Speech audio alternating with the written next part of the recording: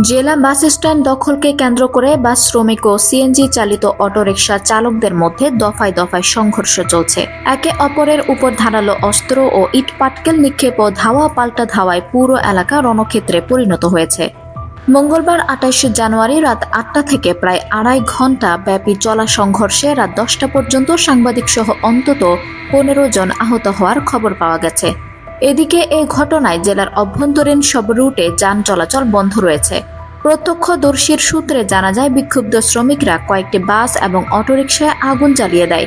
আগুন নিয়ন্ত্রণে কাজ করছে ফায়ার সার্ভিস ও স্থানীয়রা।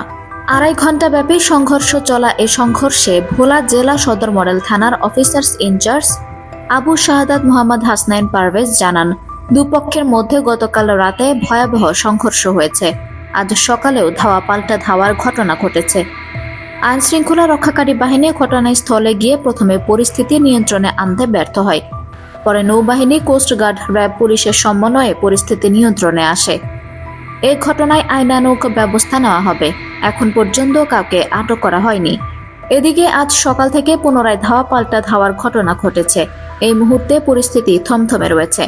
ঘটনাস্থলে কঠোর অবস্থানে রয়েছে আইনশৃঙ্খলা বাহিনীর সদস্যরা। গতকালকে থেকে উত্তেজনা চলছে। সকালেও এরকম উত্তেজনার অবস্থা হয়েছিল।